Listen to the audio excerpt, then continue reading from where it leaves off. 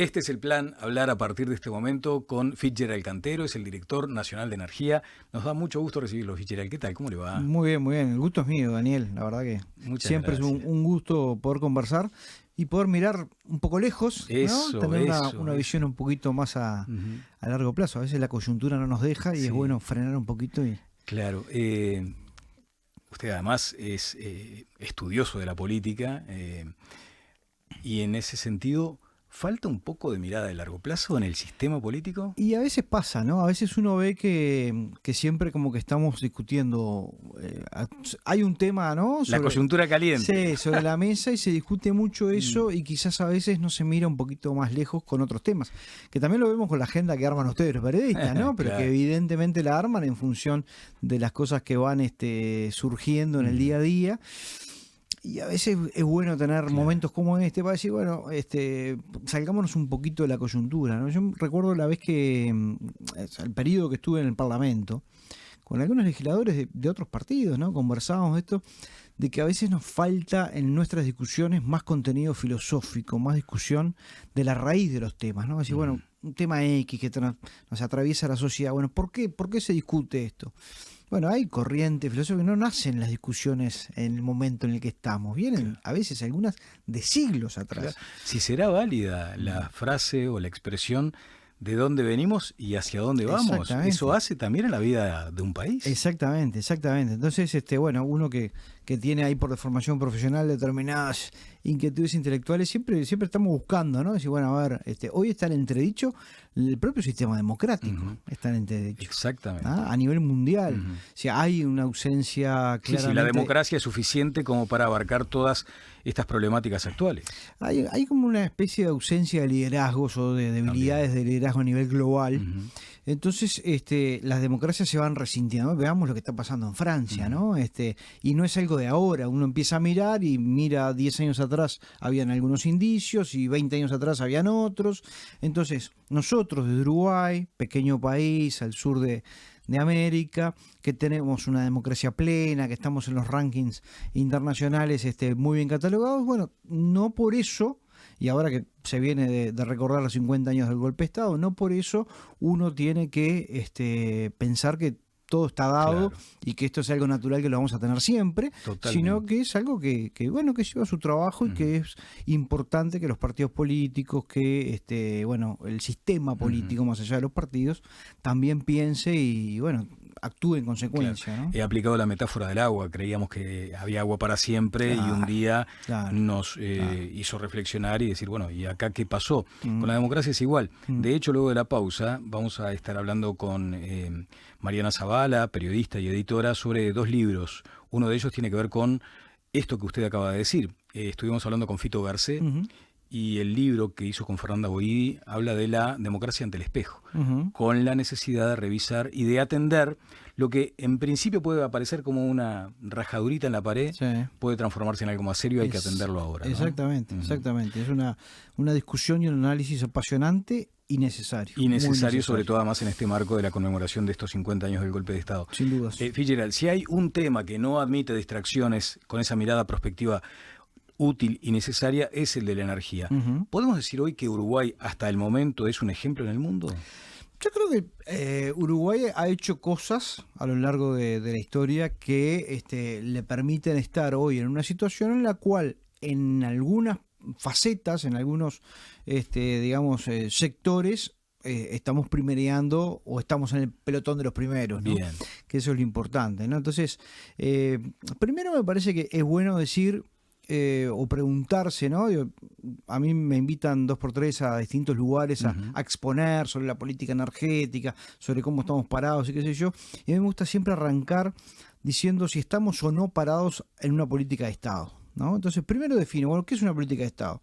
Bueno, pueden haber varias definiciones, pero a mí me gusta una que dice que, bueno, una política de Estado es aquella política pública que la instala un gobierno, la lleva adelante un gobierno y los otros gobiernos que vienen después, cambiando el color o no, la mantienen, la perfeccionan, la llevan adelante, ¿no? Entonces, en esa definición encaja y creo que la respuesta es sí. En el tema energético estamos en una política de Estado. Si miramos la historia corta, fines del siglo XX, ley de marco regulatorio del sistema energético, que lleva adelante un prereferéndum por parte de actores de oposición que estaban en contra, que no prospera. Luego se continúa con la ley, en el 2002 se reglamenta esa ley y a partir del 2005 viene un gobierno distinto que empieza a aplicar las ventajas que tiene esa ley, como por ejemplo la generación, ¿verdad?, por parte de privado, del sistema privado de energía, ¿no? Y después vino un segundo gobierno de ese color, un tercer gobierno, y después venimos nosotros y seguimos manteniendo esa visión país. Entonces, ¿qué hace a la democracia también? ¿Qué hace a la democracia? Que a ver, también hay algunas teorías de la ciencia política que dicen, bueno, en realidad la política de Estado no es democrática, porque vos votás un partido A para que haga tal cosa, y si después votaste un partido B es para que haga lo opuesto a lo que hace ese partido A. Salvo que ese partido diga, de lo bueno tomaremos lo mejor. Exacto. Y seguiremos adelante. Exacto. ¿No? Yo creo que para mí el mundo ideal es ese, ¿no? Decir, bueno, a ver, no todo lo que se hizo antes está mal, y todo lo que se hizo bien vamos a profundizarlo, y lo que no anduvo bien vamos a mejorarlo. Bueno, entonces, en ese sentido ya partimos de un principio interesante, de un puntapié muy interesante, que es decir, estás parado en una política de Estado, estás parado en una visión compartida, que independientemente de quién esté en el gobierno de turno, hay una visión que el país va hacia allá. Y eso a nivel internacional, ante su pregunta si estamos liderando, bueno, a nivel internacional eso tiene un peso muy importante, porque cuando a nosotros nos toca salir del país y participar en foros y bueno, contar la historia del Uruguay en determinados, por ejemplo, en el tema de la eficiencia energética o en el tema de la propia generación de renovables, y contamos estas cosas, no en todos los países hay un aprendizaje, una cultura, una legislación, una normativa que nos ampara, y a su vez una visión que dice, bueno, vamos hacia allá, vamos a continuar en esta senda que en definitiva la tecnología y la propia conciencia global va llevando a que cada vez más la conciencia hacia las renovables se instale, incluso en aquellos países que son productores de petróleo, ¿no? Desde luego, y me parece relevante también consultarle sobre si ustedes, en su condición de autoridades vinculadas a la energía aquí en el país, notan que estas políticas públicas son tomadas por la gente. Porque también uno puede fijar una política de Estado, pero si la gente no la toma, no la incorpora, no la entiende, es difícil que progrese. Acá queda la sensación de que el ciudadano tomó muy en cuenta el esfuerzo que hizo la autoridad y la incorpora a su vida, a su cultura también. Sí, en este caso también la sociedad hizo un esfuerzo muy importante, ¿no? Entonces, claramente, y lo hace en lo que es ese mantenimiento del sistema. También hay una realidad, o sea, todos nosotros empezamos a tomar un poco de conciencia cuando nos duele en el bolsillo, ¿no? Claro, o sea, claro. O me duele la factura que llega a fin de mes, que es un desafío enorme. O me duele cuando voy a encender la luz y no funciona, ¿no? ¿Qué pasó acá? Ahora, ¿qué hay desde esa perilla hacia atrás? Y como que no entiendo, no hay demasiada reflexión. Sí hay un aspecto que me parece muy importante, que nosotros hacemos mucho hincapié, que tiene que ver con la eficiencia energética, que ahí sí nosotros estamos tratando de hacer conciencia y es algo que es un camino que hay que seguir trabajando, y seguiremos trabajando, y los gobiernos que vengan seguirán trabajando, porque es muy importante, porque es un energético que tenemos en nuestras manos, ¿no? Así como hablamos de que está la central hidráulica o la granja solar o el parque eólico, la eficiencia energética es una fuente más. Nosotros hacemos mucho hincapié, aprovechamos todas esas instancias justamente para conversar con quienes nos están viendo, nos están escuchando, y digan, a ver cómo es esto. Bueno, es un recurso más de energía. ¿Y qué significa? Significa que con la energía que tiene nuestro sistema, soy cuidadoso de manera de ahorrar, primero. Si usted es cuidadoso en su casa, va a pagar menos a fin de mes, y además ahorrarle al sistema la necesidad de inversiones futuras. Entonces, es muy importante saber que las medidas de eficiencia energética están en las manos de todos. ¿Qué tenemos que hacer desde los gobiernos, desde el gobierno nacional? Bueno, tener los instrumentos y ponerlos al alcance de la gente para justamente lograr ese empoderamiento, ¿no? Entonces, nosotros nos hemos propuesto varias cosas desde que comenzamos en este tema. La primera es desburocratizar, es decir, cualquiera de nuestros planes tiene que ser de fácil acceso. Puede llegar alguien que vive en Montevideo, al lado de donde se genera la energía, ¿no? Al lado de la Central Valle, póngale, que es un barrio lindo, por el que vivo yo, pero también tiene que poder acceder quien está en el otro extremo del país y tiene que acceder a nuestros planes de manera descentralizada, o sea, bien al alcance de todos en todo el país y desburocratizada, de manera sencilla. Claro. Y luego tiene que haber planes para todos.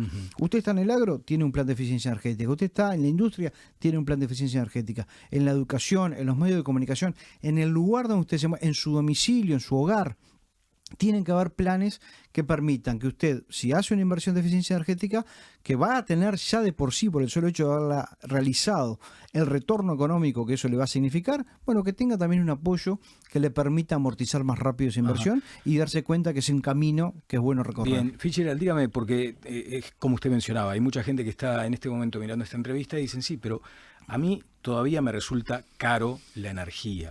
Y estoy hablando de un productor agropecuario, el tambero o simplemente un ama de casa que trata de cuidar los pesos. Y después dicen, bueno, pero hay anuncios. Cuando se anunció, por ejemplo, lo de los parques eólicos, lo de la energía solar, ahora viene el anuncio del hidrógeno verde. ¿Me va a impactar a mí efectivamente en una vida más económica en términos de consumo energético? Claro, ese tiene que ser el foco, claro. Y ese es el objetivo, ¿no? Claramente hay allí una situación en la cual se da determinado costo de generación de energía que determina e impacta en el precio final. Justamente como esos son variables muy inflexibles, muy rígidas, ¿cómo hago para que eso sea más flexible y que yo pueda pagar menos? Bueno, lo que tenemos a nuestro alcance son estas medidas de eficiencia energética. Entonces, si es el caso de la ama de casa, ¿no? Cualquiera de nosotros en nuestros hogares tenemos medidas para hacer que nos permitan reducir lo que es esa tarifa de fin de mes, desde electrodomésticos eficientes, desde procurar que no queden luces encendidas innecesariamente, desde mejorar el envolvente del edificio. El envolvente es la ventana, la puerta, que tenga un buen cerramiento. O sea, hay una serie de recomendaciones que están en nuestra web de Eficiencia Energética GUP-UI, donde pueden ver estas cosas. Si soy un productor, nosotros hicimos un relevamiento, justamente usted mencionaba los tambos, en tambos y en granjas. Hicimos un relevamiento que visitamos 100 productores de cada uno de estos sectores. Le enviamos un técnico a costo del ministerio a aquellos que decidieron, que tenían la voluntad de ser visitados, para encontrar oportunidades de mejora, justamente para que ese establecimiento no pierda su nivel de producción, pero pagando menos a fin de mes. Entonces se detectaron una serie de medidas que esos productores pueden llevar adelante. Hicimos un manual de buenas prácticas, está también colgado en esta página web que acabo de decir, donde cualquier productor que está en ese sector ve que hay una serie de recomendaciones que pueden aplicar haciendo determinada inversión para su establecimiento. Usted me va a decir, bueno, ahí hay una inversión, hay que desenvolver dinero. Sí, claro, hay que desenvolver dinero que va a retornar por la misma inversión que está haciendo, pero que además tenemos un programa abierto en el cual le damos hasta 45.000 pesos a cualquiera de estos establecimientos que hagan este tipo de medidas de manera de poder ayudarlos a amortizar. Entonces, y así podemos seguir con la gama más amplia de sectores de actividad. Entre eficiencia energética y movilidad eléctrica tenemos 34 programas habilitados, de manera que están en curso, digamos, de manera de, como le decía, todos los sectores tengan al menos el informe técnico, la recomendación y el apoyo económico para potenciar esas inversiones. Estaba leyendo una comunicación que me llegó en esta semana, donde se menciona además la firma de un acuerdo entre el Ministerio de Industria, Energía y Minería, a través de la Dirección de Energía, y MEVIR, porque lo que usted mencionaba, acá es importante que si hay una política nacional, que sea una política universal, que llegue a todos, y de eso se trata este plan. Sobre el hidrógeno verde, por lo menos algunos apuntes, a cuenta de hablarlo más en detalle, más en profundidad, porque parece ser lo más novedoso en cuanto a anuncios vinculados a lo energético. Exactamente, es una especie de moda además a nivel mundial, ¿no? Sí, exacto. Cuando le decía que ahí en algunas cosas lideramos y en otras estamos liderando, estamos en el pelotón de los que lideramos, me refiero, por ejemplo, a esto, ¿no? Al hidrógeno verde hay capaz que 6, 8, 10 países a nivel mundial que están más avanzados en lo que tiene que ver con el estudio, el análisis y la viabilidad de este tipo de proyectos. Y Uruguay está en el pelotón. Uno de esos países es Uruguay. Entonces, acá se hizo todo un trabajo de perfectibilidad, de ver las posibilidades que tiene Uruguay en su matriz energética y en su complementariedad entre sol y viento, digamos, para la producción de este hidrógeno, para que sea verde además. Porque lo verde lo da justamente que se genere con energía renovable, que además hay que certificarla, es decir, hay que demostrar que esa energía con la cual usted hace el proceso de la producción del hidrógeno sea una energía renovable limpia que le da el carácter de verde. Y también hemos trabajado en eso porque tenemos un sistema de certificación ya desde enero del 2022 en el cual las empresas pueden solicitar al ministerio que le demostremos cómo cuáles son las fuentes en la cual como un sello verde se generó, exacto, se generó la energía que utilizaron.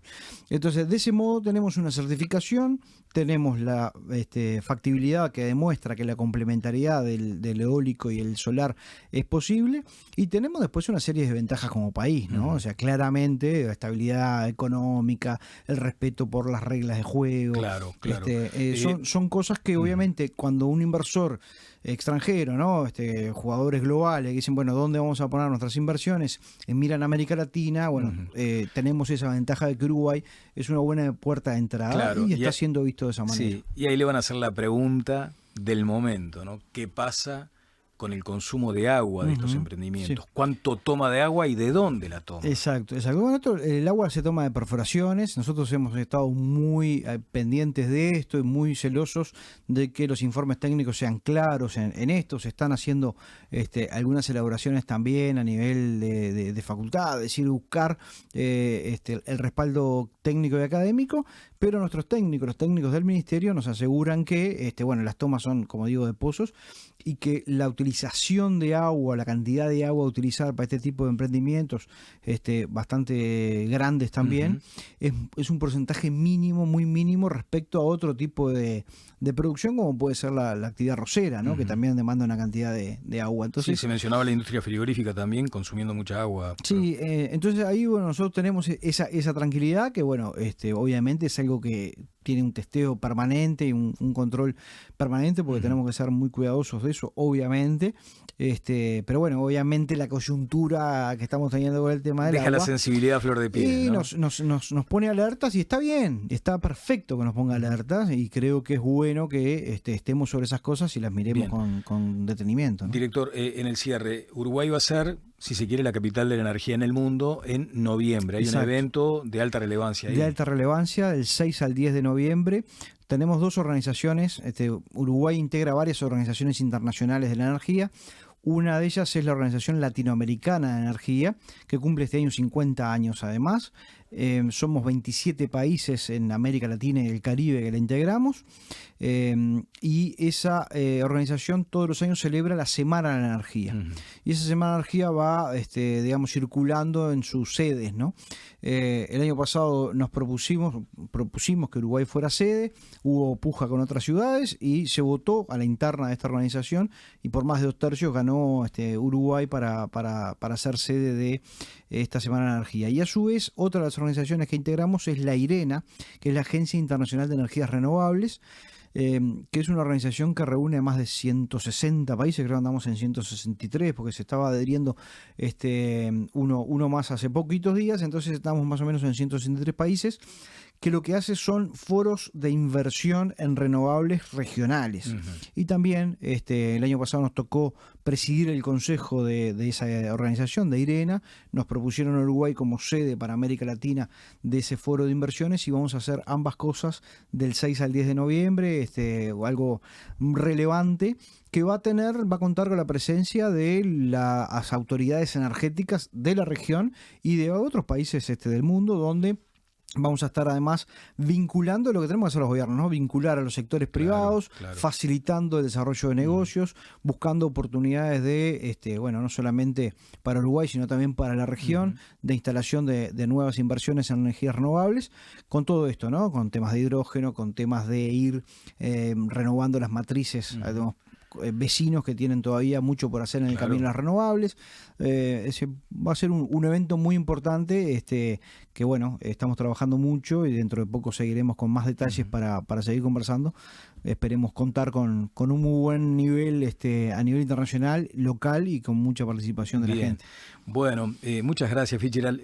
Estoy tentado de preguntarle también por su perfil vinculado a la ciencia política, y a veces uno se pregunta, cuánto puede distraerse un sistema con temas electorales, pero también la democracia se fortalece con procesos electorales. Sí. El asunto es el tiempo, el timing. El timing, sí. A veces vemos que hay algunos que están apurados y se largan. Fijemos, ¿no?, que estamos a un año de las internas, ¿no? Sí. Un año de las internas, a 16 meses de la elección nacional, pero bueno, a veces algunos quieren picar primero pensando que picando primero van a llegar antes, ¿no? Y sabemos que a veces no es así. Claro. ¿No? ¿Cómo está viendo su partido?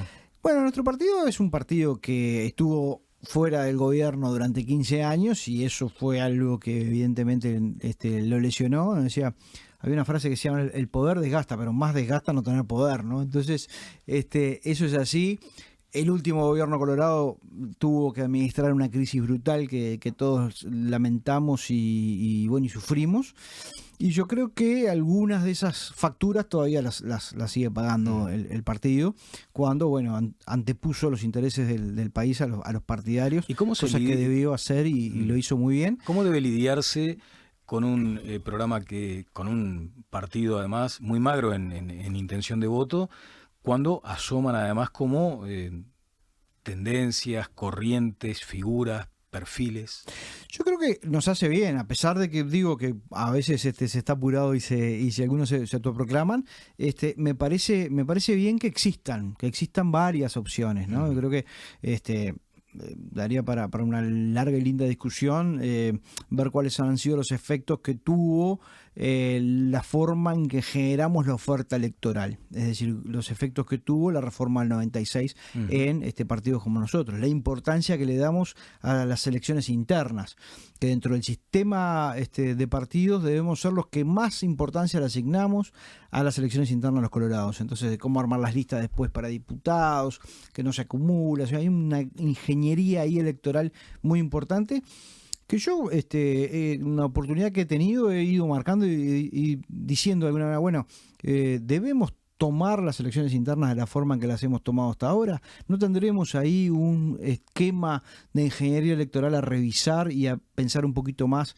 en la elección nacional? O sea, hay ahí toda una serie de componentes, pero es muy bueno que hayan opciones. Claro. Entonces, que se reduzca la oferta como se ha reducido, hace que, las votaciones hayan sido magras. Ahora, si abrimos, si diversificamos, a pesar de perder votos, mejor dicho, perder bancas de diputados porque no se acumulan en los departamentos, pero abrir más el abanico y darle más opciones a la gente, son más votos que el partido puede recoger y son más propuestas e iniciativas, porque decir, usted tiene su lista, su plataforma, lleva adelante un mensaje y pide el voto para algo. Ahora, el de al lado capaz que tiene una visión totalmente distinta y lo pide para su proyecto. Y claro, y que la gente elija. Ahora, cuando van todos metidos dentro de una misma bolsa, es más complicado para el elector. Muchas gracias, director. No, al contrario. Gerald Cantero Piel estuvo con nosotros, el director nacional de Energía. La pausa y seguimos adelante.